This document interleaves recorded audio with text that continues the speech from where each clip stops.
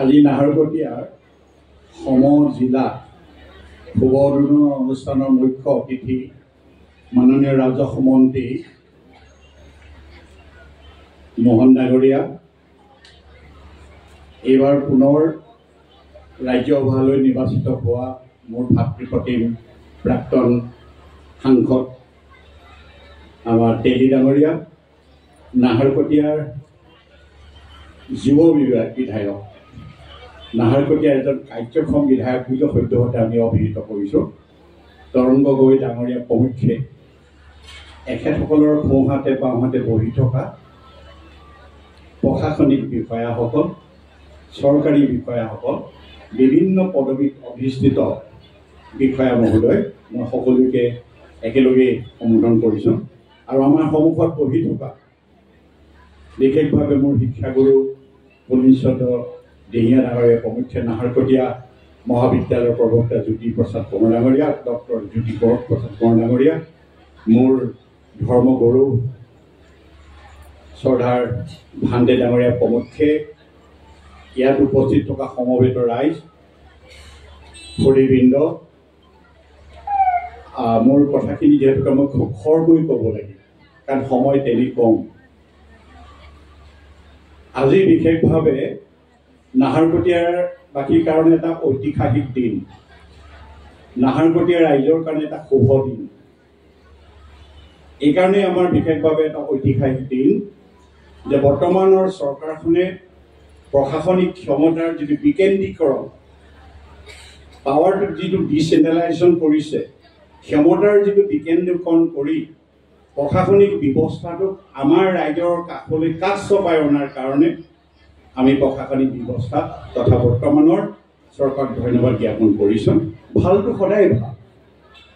গতিকে ইতিমধ্যে বিধায়ক ডাঙৰীয়াই বিতংভাৱে কৈছে যে এই প্ৰশাসনিক কাৰ্যালয়টোৱে বিশেষভাৱে নাহৰকটীয়াৰ এই প্ৰশাসনিক চৰকাৰী কাৰ্যালয়ৰ অন্তৰ্গত এই আঁচনিসমূহ ৰূপায়ণ কৰাৰ ক্ষেত্ৰত কেনেধৰণে কাৰ্যালয়ে ইয়াত কাৰ্যক্ৰমণিকা আৰম্ভ কৰিব, এই কি আঁচনি ইয়াত ৰূপায়ণ কৰা হ'ব, এই কথাখিনি বিশেষভাৱে আপোনাসকলক বিতংভাৱে কৈছে।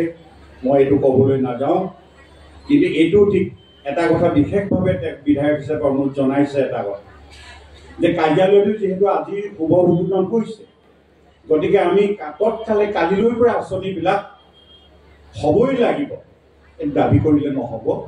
আমি প্ৰশাসনিক ব্যৱস্থাটোত তেখেতসকলে এটা নিৰ্দিষ্ট নীতি নিয়মৰ মাজেদি, ফাইলৰ মাজেদি কামখিনি কৰাৰ ক্ষেত্ৰত আমি ৰাইজেও সহযোগিতা আগবঢ়াব লাগিব। অৰ্থাৎ এই প্ৰশাসনিক কাৰ্যালয়টো নাহৰকটীয়া সমষ্টিৰ সৰ্বাংগীন উন্নতিৰ কাৰণে যিমানখিনি তেখেতসকলৰ দায়িত্ব কৰ্তব্য আছে সেইখিনিত আমি জনসাধাৰণক সহযোগিতা আগবঢ়াব লাগিব। এই কথাটো ইতিমধ্যে তেওঁ অনুৰোধ জনাইছে। এই বিশেষ কথাটোৰ কাৰণে ময়ো বিশেষ ধন্যবাদ জ্ঞাপন কৰিছোঁ আমাৰ বিধায়ক ডাঙৰীয়াক যে তেওঁ কিন্তু ভাষণৰ প্ৰাক মুহূৰ্ততে বিধায়ক ডাঙৰীয়াই এটা কথা কৈছে যে যিসকল নাহৰকটীয়াবাসী ৰাইজৰ ত্যাগৰ বিনিময়ত, যিসকলৰ আন্দোলনৰ বিনিময়ত, যিসকলৰ দাবীৰ পৰিপ্ৰেক্ষিতত নাহৰকটীয়ালৈ এই মহকুমাটো আহিল, সেইসকলক তেওঁ ভাষণৰ আৰম্ভণিতে তেওঁ স্বীকাৰ কৰিছে। তাৰ কাৰণে আমি ধন্যবাদ দিছোঁ যে নাহৰকটীয়াক মহকুমা ঘোষণা কৰিবৰ কাৰণেই সেই সময়ত বিভিন্ন ধৰণৰ জাতীয় সংগঠনে বিভিন্ন ধৰণৰ আন্দোলন কৰিছিলে আৰু সেইসমূহৰ মহকুমা দাবী সমিতিৰ সেই সময়ৰ পদবীধাৰীসকলো বৰ্তমান আমাৰ মাজত নাই। তৎসত্বেও আজি বহু বছৰ বিৰতিৰ পাছত আমি এটা পূৰ্ণাংগ মহকুমা পালোঁ আৰু সেই মহকুমাটো ইতিমধ্যে জিলা সম পৰ্যায়ৰ আমি সম জিলা হিচাপে আজি আমি পাবলৈ সক্ষম হৈছোঁ। এইটো ঠিক যে বিধায়ক ডাঙৰীয়াই কৈছে যে সেই সময়ত এগ্ৰিকালচাৰ চাব ডিভিজন, END চাব ডিভিজন, ইৰিগেশ্যন চাব ডিভিজন, পাব্লিক হেল্থ ইঞ্জিনিয়াৰিং চাব ডিভিজন আৰু ট্ৰেজাৰী অফিচ, সেইটো মোৰ কাৰ্যকালতে সেই 5টা বিশেষভাৱে মহকুমাৰ আনুষাংগিক কাৰ্যালয় নাহৰকটীয়াত স্থাপন কৰা হ'ল।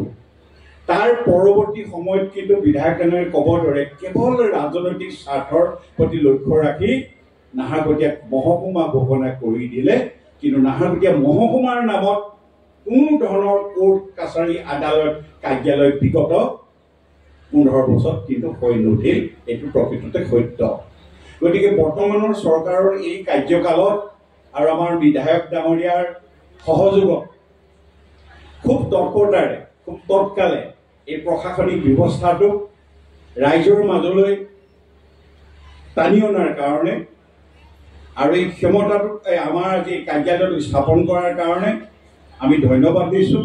আৰু চৰকাৰে যিটো ক্ষমতাৰ যিটো বিকেন্দ্ৰীকৰণৰ ব্যৱস্থা কৰিছে, পাৱাৰ যিটো ডিচেন্ট্ৰেলাইজেশ্যনৰ ব্যৱস্থা কৰিছে, এইটো প্ৰকৃততে শলাগিবলগীয়া।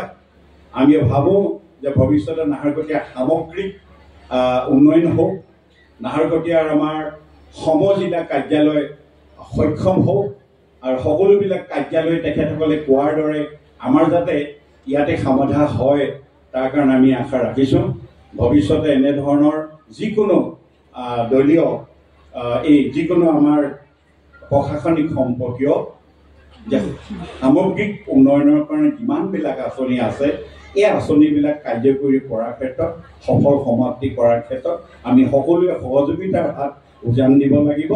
তাৰ কাৰণে পুনৰবাৰ আপোনাসকলক অনুৰোধ জনাইছোঁ, এই সমজিলা পৰ্যায়ৰ কাৰ্যালয় উদ্বোধনেৰে নাহৰকটীয়া সমষ্টিৰ সামগ্ৰিক উন্নয়নৰ কাৰণে যিটো ব্যৱস্থা হাতত লৈছে তাক ধন্যবাদ জনাই আৰু আজি ইয়াত উপস্থিত থকা বিশেষভাৱে ৰাজহ বিভাগৰ মোৰ একালৰ প্ৰায় সতীৰ্থ মোৰ মানে যিজন আমাৰ মোহন ডাঙৰীয়া আছে, তেখেতে নিশ্চয় নাহৰকটীয়াক আৰু অলপ ধুনীয়াকৈ আমাক তেখেতে বক্তব্যৰ জৰিয়তে এই কাৰ্যালয়ৰ বিষয়ে বিশেষ আমাক অৱগত কৰিব আৰু নাহৰকটীয়াক ৰাজহ বিভাগৰ মন্ত্ৰী হিচাপে নাহৰকটীয়াক অগ্ৰাধিকাৰ ক্ষেত্ৰত তেখেতে যাতে আৰু উন্নয়নমূলক কামত হাত উজান দিয়ে তাকে অনুৰোধ জনাই আজি অনুষ্ঠানটোৰ প্ৰতি মোৰ ধন্যবাদ জ্ঞাপন কৰি খুব খৰখেদাৰ মাজেৰে এইকেইটা কথা কৈকে মই সামৰণি মাৰিব বিচাৰিছোঁ।